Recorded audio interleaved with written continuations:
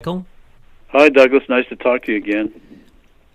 2 days in a row. This could only be happening because of your blockbuster report showing that Hillary has the digital keys to everything.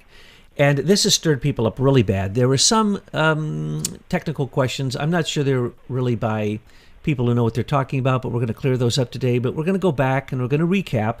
And we're not going to let up on this because, once we found out about Serco, what happened? Serco is being sued and may close completely. What happened to when we looked into Cambridge Analytica? We found out about its mother company, Strategic Communications Laboratory, and now they're closing. When we found out about the Privy Council and their connection to Optech, which is the software, Lord Malik Brown and the Optech software that runs every single voting machine in America, we get to hear people now clamoring for paper ballots. So they heard about what you have discovered with great detail, and now, because nobody messes with you and your researchers, you came back with 100 times more details than you had before, just to make sure people understand that this isn't some wacky theory. As a matter of fact, I'm going to point out that in the years that we've been doing this, you correct me, Michael, but because Americans for Innovation, and Leader Technologies, and the Center for Social Justice, and all these different groups and all these groups that connect to us, and we know ourselves, Aim for Truth, and I'll stand firmly on this. We haven't made any mistakes. And the tiny, tiny mistake, the only mistake we have been called on, you called me on once, I believe, and I had to, actually twice, I had to correct it because I didn't use an exact enough detail with you. So, come on, folks. You find that what we're telling you is not true? Please send in the evidence to show otherwise, because you just riled up our researchers. And now, whether you like it or not, you're going to get hit with, 2,000 or 3,000 different conflicts of interest that should have been claimed for Entrust. Someone wants to say that these aren't the real keys, that we don't know the difference between a Microsoft key or an encryption key. You are incorrect. You're talking to Michael McKibben, the man who invented the internet, the scalability for social networking and everything else. No, that was Al Gore. Yeah, I thought he was on your team. Oh, Al wasn't on your team? I was actually asked that at the Facebook trial. The Facebook attorney actually asked me if I had invented the internet. And you said no. Al Gore invented the internet? My co-inventor said no, Al Gore did, so that got a laugh. Look, the proof is in the pudding. Al Gore invented the internet because he also invented global warming. So Al Gore invents things that affect the entire globe and the sun and our solar system and the universe. Thank you, Al Gore. Now, let's go back. Hillary, from the early 90s, worked with John Podesta, Comey, Mueller, Stephen Crocker, James Chandler, Bill and Hillary, the Wild Bill Hillary, the show. They're the Bonnie and Clyde of the digital age, because she is an infringement lawyer who worked out of Little Rock, Arkansas, Rose Law Firm, and the person who now basically controls Entrust worked there for 20 years, Jerry C. Jones. Did I get that right? Not Jerry. Yeah. Is it Jerry or James? Jerry C. Jones. Jerry C. Jones, a good friend of Hillary's. Through Rose Law Firm. A 19-year partner at Rose Law Firm. Oh, yeah. And right there, Rose Law Firm, because Hillary's dad said, you're a girl. You're not going to make a good mobster. I want you to become a patent attorney, an infringement patent attorney, so that all you do is steal patents, because that's where the money is. That's what he told his daughter. That's why she is where she's at. She was there from the beginning. And she started to steal a couple really cool patents, the QRS-11, which is it's a remote autopilot control device for all planes, but it's also now in everything that moves, basically. The QRS-11, now up to the QRS-14. She got in on that early, and they learned how to take that device and move it out of America, or steal the patents, move it out of America, move it around to all of her friends, get these companies going, invest in them, then bring them onto the stock market, and then turn their millions into billions. And they've been doing this with every social media company through, Google, YouTube, Facebook, Instagram, all of them. PayPal, you name it, Microsoft, Hewlett-Packard, IBM, they're all part of this theft from the IBM Eclipse Foundation. But we didn't have any idea when we started looking at that with you, that the way that you were ripped off. We didn't know that these were going to be the exact same people ripping everybody off right now with the Mueller investigation. That's because they're covering their trail. And this is the trail that you have uncovered. And now, as we revealed that it goes all the way to Britain, because it's Serco that controls the patent office, and Serco is a British company, essentially. We also now found out that the keys, and these are not normal keys, folks. You've never heard of these. Even if you're high-tech people, you probably never, ever thought this through. And if you did, you're not going to be complaining about Michael's explanation. But a company in Canada, as always, starts off as a pseudo-government-funded monopoly. Of course, if it's Canada, that's Britain.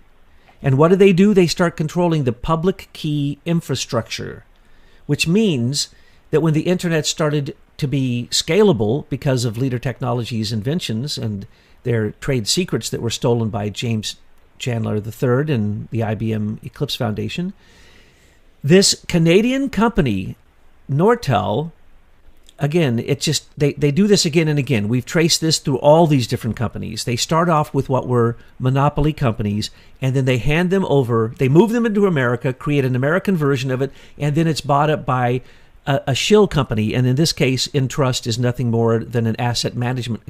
Entrust was sold to an asset management company ran by Orlando Bravo, but the company is called Thoma Bravo. So yes, folks, there's a company. An asset management company collects taxes on every single company that wants to do any business on the internet, or even if your internet service provider has to pay for you. So when you pay your internet service provider, whoever you use, you're paying a tax, and you're paying that to a company called Entrust that has moved it through a fake asset management company. And who do you think knew this from the beginning, set this up, and set up a patent that would absorb all of these things underneath the construct of the Federal Bridge Certification Authority? A fake little committee in Washington, a pathetic little group, who are the IT directors for the cabinet members. I doubt that they even know that they give out a charter to a company called Entrust, and at first it was Nortel, to control every single connection that anyone makes on the internet and tax it. And the way they're taxing it is because they basically preach fear. You're not going to be able to have a trusted source that you can connect to unless you move through this system. So there's one group in the middle, and they say they're federal. They're federal for about a half a second. And they say they have the keys, and they're not your normal crypto keys. And they say they're a bridge. They're a bridge. They're a bridge from the internet, which people say, everyone says no one owns. But then why is one company charging taxes on it? And the internet is owned, and we've explained that before. They're a bridge right into their pockets. That's what I was going towards. They have a thing called a ramp and a bridge, and it goes right into their pocket. And then they're an authority. Who gives them that authority? A group of tech people who are fresh out of college who don't even know they have that authority?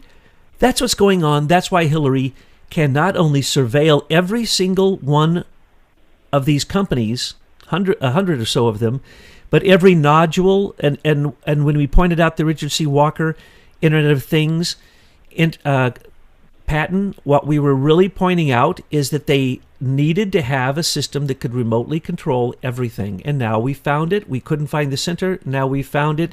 It's Entrust, and it's as I've explained. But now people want to challenge this. Get ready, folks, because Michael McKibben is going to explain to you how this works. Now, for some of you, it's going to go over your head like mine, but we need to make sure that you understand that nothing that we or Americans for Innovation or Leader Technology is ever going to tell you is going to be questionable. We don't say it until we know that it's absolutely true. So, Michael, can you explain this key system to people? Yeah, I think most people have read the history of World War II and know that the Germans had invented something called the Enigma machine, which was indeed an encryption system that submarines carried, that generals carried, and that's the way they communicated with each other. They took their message, they typed it in German in that case, and the Enigma machine crunched out in an electromechanical device like the old adding machines an encrypted code that then would be transmitted electronically. So the idea was, even if the Allies had intercepted the code, it would be just gibberish, and you wouldn't be able to know what the communication was. Well, and the Allies then put a bunch of mathematicians and scientists together at Bletchley House in England to try and crack that Enigma code, to figure out what the mechanism was, mechanism was in these machines. And once they figured that out, they were able to read all of the German communications that occurred right through the end of the war. And General Eisenhower said this was one of the key developments that allowed the Allies to win World War II.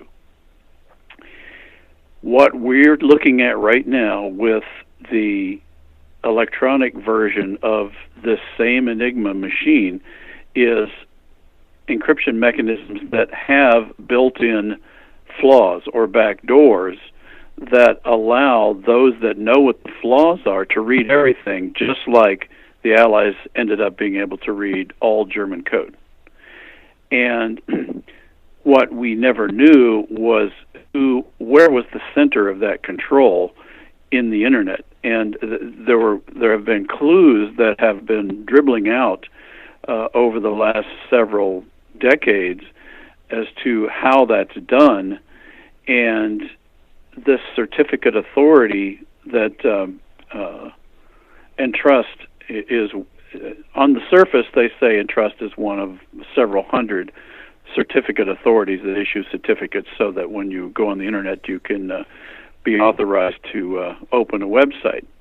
The fact is different. The fact is, if you look at their charts and look at their embedded relationships, how they appoint these master certificate authority providers, they can sublicense it to others, and they've got these circular loops of relationships. So at the bottom level, those companies are all licensed from a few certificate authorities, and it appears very clearly that Entrust is one of the key, if not the key, providers of all of the certificate authorities, even if the one you are using in your particular internet service provider is not that name.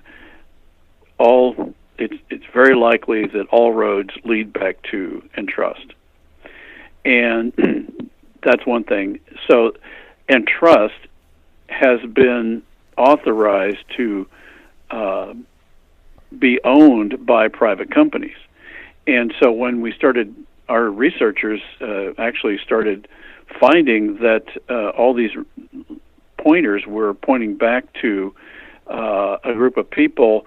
And so we had researchers who were digging through the Securities and Exchange Commission reports for Entrust, and lo and behold, we discovered that Hillary Clinton's 19-year law partner at the Rose Law Firm was slipped in as a Class 1 director in late 2003, which was within a month of Zuckerberg hacking the house sites at Harvard, and was within weeks of them getting the final debugs that we had created on our invention of social networking, that then became Facebook and MySpace, or not MySpace, but Facebook, Google, Yahoo.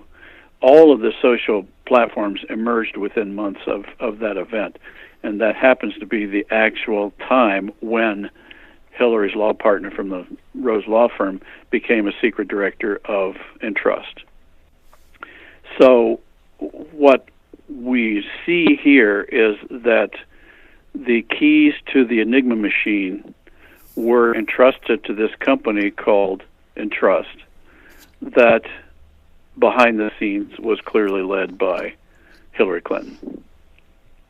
and the proof is there. And prior to Jerry C. Jones, it was Wesley Clark. Now, you can understand how one of the top generals in the country, here in America, was in charge of something that had to do with what you could call, they call it public key infrastructures, but they're still crypto codes. They're still encryption codes.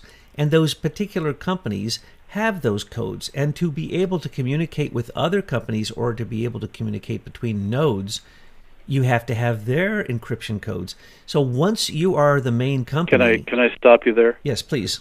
I was actually rebuilding AT&T's email system in the mid-90s when this public key infrastructure architecture was proposed on the market, and now we know that it was at the very same time that the Highlands Forum was being formed in Washington.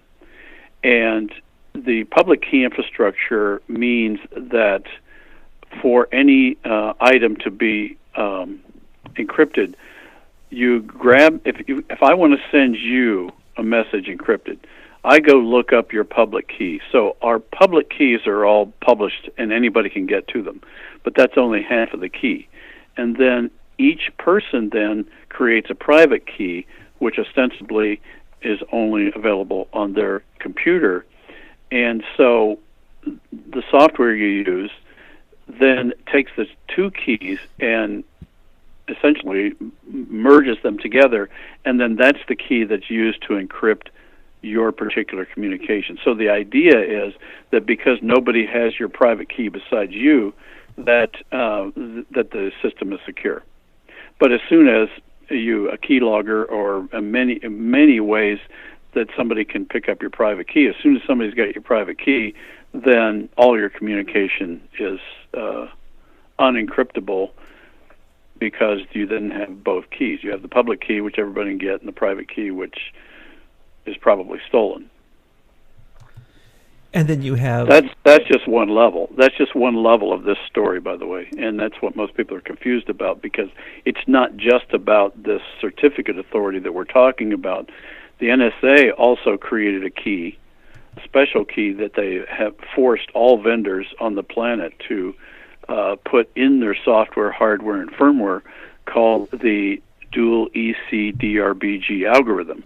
And that stands for Dual Elliptical Curve Deterministic Random Bit Generator. Okay, I'm going to give you a quiz on that at the end of this to make sure you got that. Well, I'm just going to fail the quiz, so don't even give it to me. Okay. So that particular algorithm, because it's embedded on all hardware, software, and firmware, is another way that the intelligence community can decrypt messages, because that particular algorithm has an inbuilt flaw which only the NSA ostensibly knows, and that allows for another level of insecurity to be built into all devices, so that you don't really even need to know the public key infrastructure at that point. You can just hack in through this dual ECDRBG algorithm. Now, so there's several ways to get at people's data. As you know, when I was in the NSA back in the 70s, we had, everything was hardwired, you know? And so when you started describing some of these things to me, when we started talking some time ago, I kept being really hung up on, well, where's the hardware? And then I thought I discovered it, you know, with the mechanical engine that rides on the back with the microchip. And so I'd call you up and you'd go, no, Douglas, it's software. And I'm going, no, wait, what do you mean it's software? It just floats around. Where is it? I want to know where it is. Because, you know, I come from old school. We, you know... Well, this software might be embedded on a chip, so it could be hardware. That's what you were explaining to me. We know it is embedded on a chip, so it is often hardware.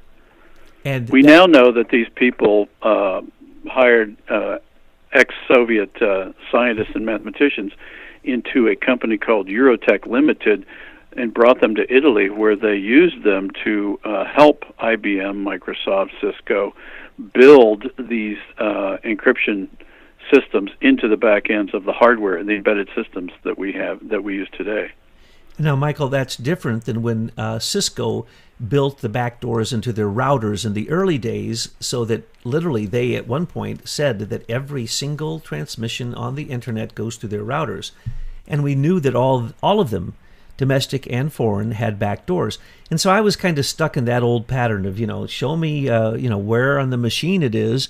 But these things ride on software. That's what you're saying with these public key infrastructures, right? Well, it's hardware, software, and firmware. It's not one thing. There's never one solution or one way these guys go at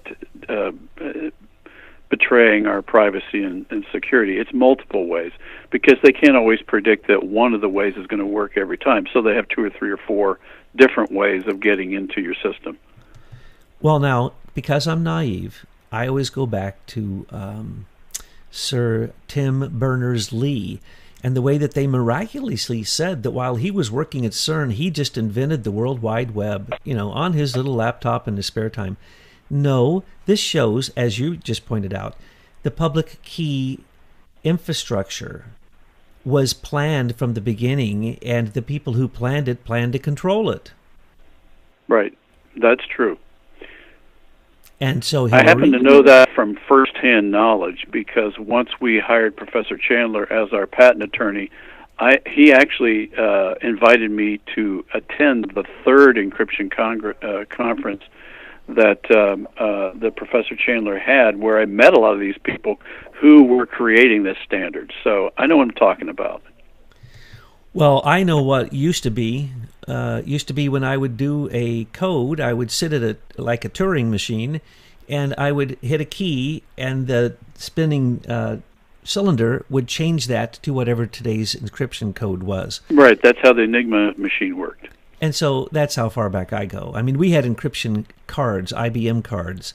Each one, every place, every military unit that was connected to that, what you would call the NSA key infrastructure, which is a node unto itself, and you put that in all of your charts. So people, if they look closely, they will see that exactly what you were saying is true. Yes, there is one node that happens to go to the Department of Defense and sensitive stuff. There's another one goes to the NSA. There's other nodes that go to corporations, and many other companies like Entrust have those contracts. So it makes it look like they're actually competing with Entrust. But no, those are small contracts compared to the big military or the big satellite or the big government contracts, which all go through Entrust. And then from Entrust, they go to this hub. But the hub isn't really a hub, and that's a lie, because it isn't a little committee in Washington, D.C. Those people probably don't even know they have the power, as I said before, to give the charter out to these corporations. If they did, they should stop it, because it's certainly espionage. It certainly is a violation of surveillance of all Americans and all people around the world.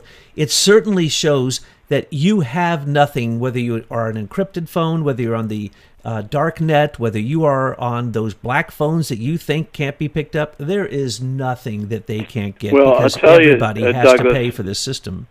These people believe that they're doing God's work. That's the irony here.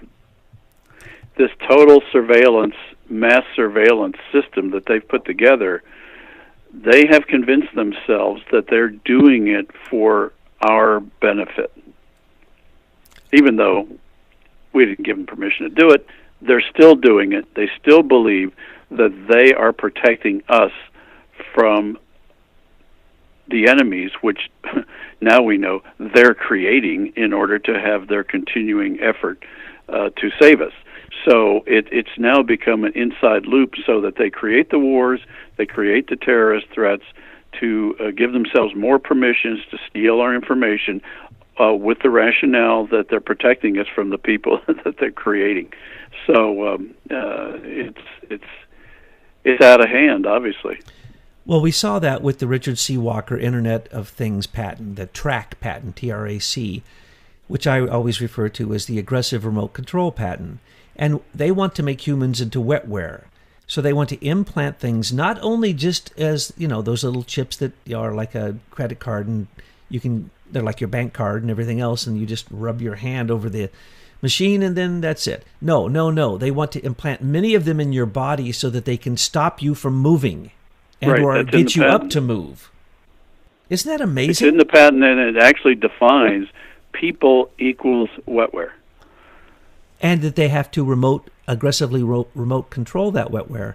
They're not happy enough to be able to make you stop what you're doing.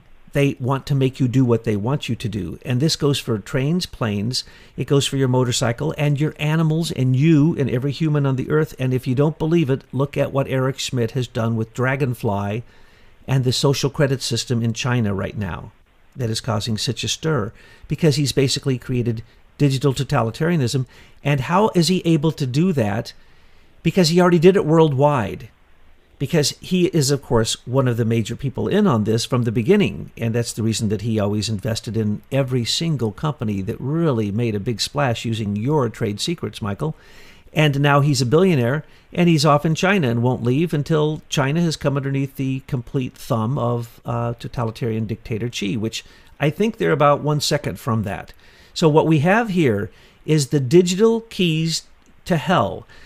Hell puts off a fire that gives light, and Hillary thinks that's the light from above. No, that's the light from below. She has the keys to hell, like St. Peter has the keys to the heaven.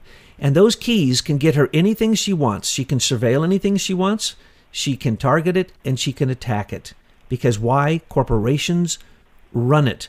And when we finally figure out exactly who the money is, and it's almost impossible in an asset management company to determine whose money came out of which other asset management company, slushed through what other offshore fund, through somebody else's account. But I guarantee you that this goes back to the same exact friends that Hillary has in the election rigging campaigns that she's been part of, which use Optech, which is Lord Malik Brown and the Queen's Privy Council. I'll put down a nickel on that bet, Michael. Right, I will too. I have a Yeah. solution. The Federal Well, Common Policy yeah. Committee can stop giving charters out to these criminals who are not even Americans. They're corporate globalists. Well, I think that whole mechanism has to be rethought. I mean, it was created. It was created out of nothing in the early 90s. So it can be uncreated, and it can be revamped. I mean, the ideas are not bad. The problem is the wrong people are running them. And there is a need in the internet for trusted systems. We need to start looking at information technology as a guild where only honorable people can operate, and there needs to be inbuilt forms of accountability that actually have teeth. Not all these fancy, flowery, fluffy words that don't mean anything, like trust. We need to have mechanisms that I think hold the beast in us accountable, so that we actually respect people's privacy, respect their privacy and property, and we actually believe in the Bill of Rights, and we use that as the basis for a new design for this system. I think we have to start there. And then we get bright people in a room and we say, we're not coming out until we have a system based on the Bill of Rights to manage this network system that we already have. And then once we have that plan, then we can go and re-engineer what we've got right now. So it can be done, it's just engineering. They just have to have the right people, just like you said. They have to have the right people with the right motivation, and it's a piece of cake, folks. It's a piece of cake. How many cabinet members are there? Well, that's how many of these little IT guys and gals make a little tiny decision that they don't even know affects the whole world and basically gives away even our military secrets, our satellite secrets. And don't get me started on that, because what's happening in space, we warned everybody it's happening. Now it's happening, and people are shocked and they can't figure it out. How many people have heard of the aerospace company that the SES set up? How many have heard of that aerospace company is actually running NASA? The SES is running NASA, not the American government. And people that we give huge amounts of money to, like Elon Musk, who is an insane man, who is nothing more than a Hollywood PR guy. He doesn't even know what he's talking about. He's like a Mark Zuckerberg who doesn't even know how to write code, and yet he and Zuckerberg were tied together in 2003. He's familiar to us. Oh. Now tell me about ICANN. Stephen Crocker. When they started giving out IP addresses, they had to have the public key infrastructure going. And so from the beginning, we controlled every single number, an IP address that was assigned through ICANN on the internet. Did I get that right?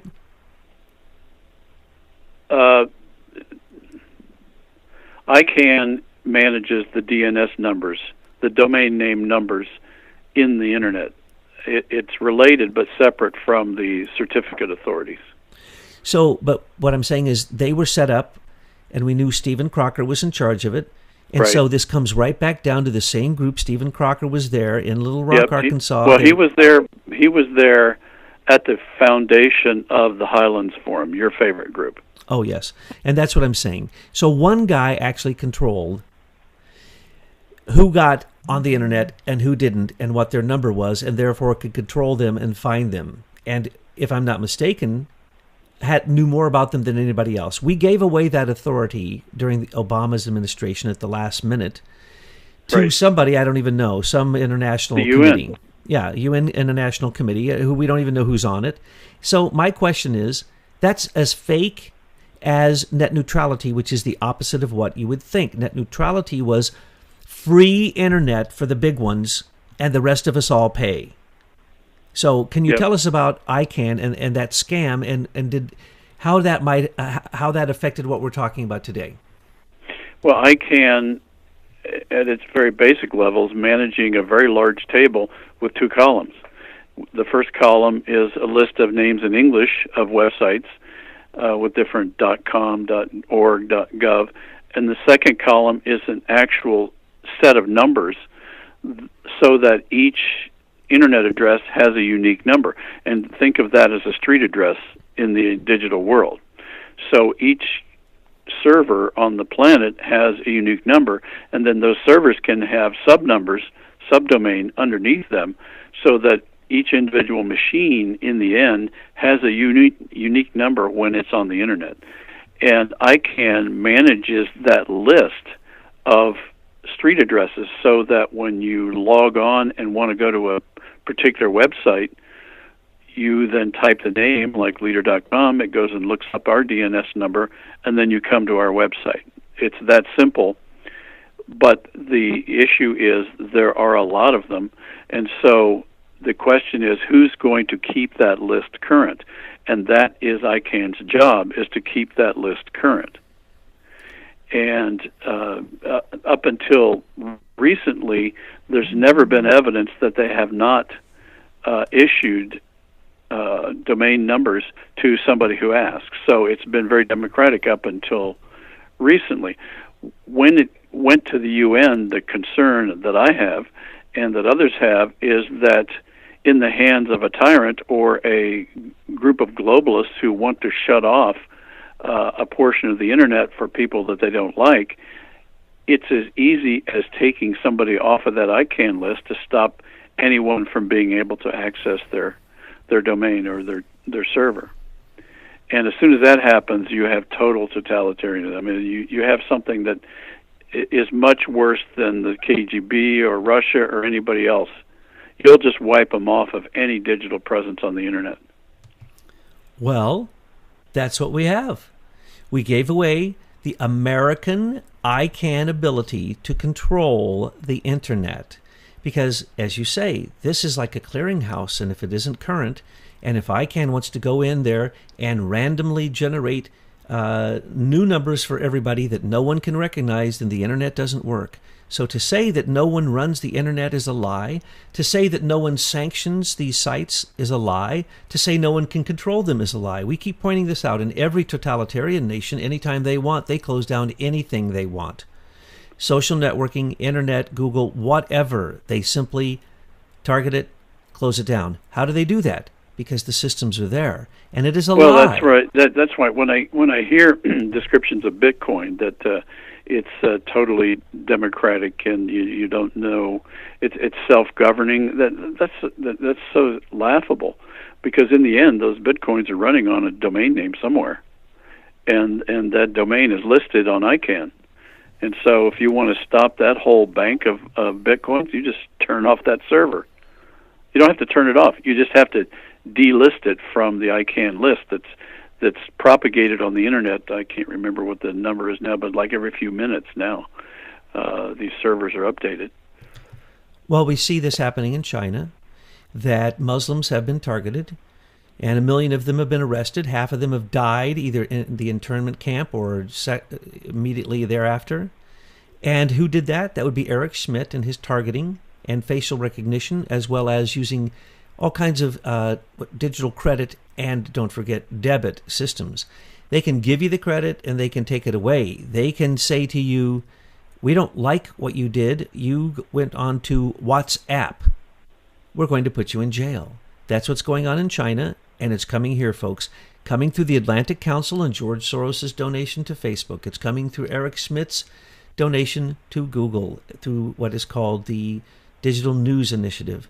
So we've told you who these people are. We've told you what they're doing, and then people wonder if we're making something up or there's a conspiracy here. Here's the conspiracy that is the truth, and that's that DARPA and In-Q-Tel and the Highlands Forum developed, created, funded the internet, and have always owned the internet. And even the search engines used by Google were a previous DARPA project called Memex. So when we're talking about the internet, we're talking about U.S. taxpayer dollars. We're talking about a weaponized military device that has gotten out of control. We're talking about the fact that we paid for 40 to 45% of the infrastructure, and that we can control anything on the internet, especially if we take back the ICANN assignment authority, which is insane we gave it away, and as long as we do not reinstate Silicon Valley's desire for net neutrality, which is nothing more than making every single one of us a target for corporations and globalist corporations, to underscore that. So the ICANN thing is a scam. We now find that what we were told the Federal Bridge Certification Authority leads to the whole infrastructure of what's called the Federal Common Policy, which then gives out that authority to corporations to literally be able to control every single internet exchange. Now, you gave a wonderful, first off, you did, with the help of many friends, lots of, 2 press releases that were just amazing. So if you haven't read these press releases, folks, if you had any doubt that what we were saying in this previous talk that we had, that has gotten so much attention all over the internet, just look at the new press releases. Now the evidence there is utterly, utterly profound. And what we're asking you to do is realize that Hillary Clinton has always gotten away with everything because she's worse of a blackmailer than even the FBI. Obama and her and their Chicago gang, remember, they all come out of Chicago mobster gang. That's who Hillary Rodham Clinton's father was. He was second in control of the Chicago mob, and Valerie Jarrett was in control of the Mayor Daley mob political machine, and Rahm Emanuel continued it after he left being the head of Obama's White House, basically. So what we're looking at here is the proof of why Hillary has not gone to jail. She has the keys to the digital kingdom of hell, and it has been sold out to corporate globalists. So again and again, Michael, every time you look, you find the same people who stole your trade secrets from Leader Technologies. There is a way out, and that's the Miller Act. Can you tell people about how we could, you've already mentioned one way to get out of it, get back Right. the ICANN, get control of it, and get it out of the hands of these people, get it out of the hands of corporate Well, greed. we're either going to have a government that actually protects the Bill of Rights, or we're going to live in a totalitarian state, and we're moving quickly toward the totalitarianism. And what our shareholders said is, we've invested a total of 20 million by the time we had the lawsuit. And no, not the lawsuit, but by the time February 4th came around, we had spent about 10 million. And our shareholders said, when are we going to get paid? And now we've realized that the federal government itself was the one who stole our technology and then distributed it to the entire planet, both commercially and in government. And so there is a particular law that Congress passed called the Miller Act, which allowed companies who had provided services to the federal government and had not been paid the opportunity to get paid. And it's related to the Fifth Amendment takings clause, that the government is not allowed to take your property without at least compensating you at fair market value. So what we started looking at that, when we started looking at that, we realized this number is into the trillions of dollars. So we got together as a group of shareholders, and I have several hundred, and we said, okay, well, what we can, these are all pragmatic business people. And these men and women, we got together and we said, okay, what can we propose that's creative and that not only gets us paid but also helps us fix this broken system?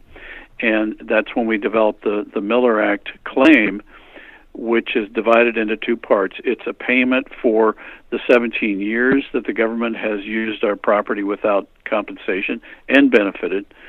And by use, I mean also used by the commercial entities that the government gave it to, which is pretty familiar with most people today. It's Google, Facebook, MySpace, or I keep saying MySpace. That dates me a bit. All of the social crowd. And we said, okay, there's one payment for that, and then there's a payment for ongoing use of the technology, and that in exchange, we'll give everyone a license for all this technology. Every app that you're using on your phone right now is violating our patent. We'll give everybody a license, get everybody legal, even though they don't even know they were illegal. And then we'll also give the government a license. And so we will actually start having the government respect the property of its inventors. And what we're seeing now is that we aren't the only inventors that have been abused by this system. There are many inventors in many fields that have had their property stolen, and what we've got to do is create a new economy based on respect for the Bill of Rights. And that's really what the Miller Act notice is intended to do, not only for our shareholders and what's owed us, but to also be a pattern for how other inventors who have been cheated by our rogue government can be compensated and made whole. All that cash, obviously, is going to create all kinds of opportunities for new kind of creativity. In our case, what we're willing to do, I'm willing to do, is turn that cash back into helping our country build a new free press that's not beholden to these banking interests who have hijacked our fourth estate. Well, the time has come. Trump has mentioned the word that we have said. As soon as he mentions it, the end has come for Silicon Valley, and that word is antitrust. The Federal Trade Commission is considering, and some say has already started to move against Google and Facebook with antitrust, racketeering, basically monopoly charges. And it's obvious. Other countries have already brought these charges and levied sanctions against them, and they've paid them. But America hasn't, because this is where it was born. So the word has come, antitrust, and this is what happened, and this is the way to take it down. And if Jeff Bezos and Amazon were thrown into it, and all the other online buying services, because they all were part and parcel of stealing your trade secrets, if they were told to simply pay the licensing fees for everything from your invention and your multiple inventions down, as you've explained to me, I don't know if I understand it correctly, that with a patent, that the people who come and build on your patent, you give them a license to use it, and that's fine. So if they all had to pay a license, correct me if I'm wrong, wouldn't they all go bankrupt overnight if they had to pay you what they owe you? Oh, I don't know about their individual finances, but I do know that there are fairly customary royalty fees that are associated with the licensing of patents. And if you combine, probably the answer is if you combined what they owe us, and what they owe with other inventors whom they've stolen from, pretty soon that number is going to get to the point where their economy falters, because as we know, their revenue is not based on any real numbers. We know it's based on largely money laundering coming in from overseas. So I'm sure the answer is yes. It wouldn't. It would fold, but I don't know. I don't know for a fact. That's a company-specific answer. Yes, and you're an engineer and you don't speculate. I speculate. That's my job. No, not really. Okay, I don't like to ahead. speculate unless I can. But I would speculate that it'd close them all down. If the government simply paid you, Leader Technologies, and your shareholders, I don't care what the check was, then someone would say to him, well, but Mr. President, then that would mean that these other companies are a bunch of racketeering antitrust monopolists. And he would say, yeah, look into that, would you? And then at the point that they decided that it was true, which they would because the evidence is all there, then they would owe they'd owe some fees, and it would make the sanctions that Europe put upon FANG, particularly Facebook and Google, or as they did with Facebook in Australia or in other countries, or for the tax evasion. As we know, Jeff Bezos is just, I think it was last year, he began to start making money. That's the reason he basically runs a torturous company where his employees are basically slaves, because he's just barely making any money. He may seem to be the richest man in the world, but that isn't true. He's propped up by government subsidies. He's propped up by the U.S. Post Office basically paying a huge amount of his postal fees for him just so that his company can thrive. No. If they had to pay taxes, if they had to pay your license, if they had to pay the sanctions and the lawyer fees for all that they would have to go through, they would all go probably bankrupt. Well, here's a real number. I haven't looked it up in the last few months, but the number, the total value of social networking related telecommunications, the total market capitalization number that is regularly published on Wall Street is around $4+ trillion. Mm-hmm. So what we do know for a fact is all of that technology is using our invention. So you can go whichever way you want from there. So if 100% of a company's revenue is based on stolen property, what should happen to that company? I think the answer is obvious, but I'm not going to answer it because it's a company specific answer. And think what those major tech companies would owe the people who have stock in their company. And remember that 1/3 of the central banks in America, and now I understand a huge amount of central banks from other countries, all have their money in those fake Silicon Valley companies. So what happens? Oh, you should have seen the flow of cash coming in from all over the planet. I mean, Wall Street Journal issued this huge spreadsheet, which a number of sites now publish, showing the feeding frenzy of mutual funds and private companies and private investors from all over the planet that invested in the Facebook IPO. Clearly, everyone got the memo except us average people that Facebook was an inside job.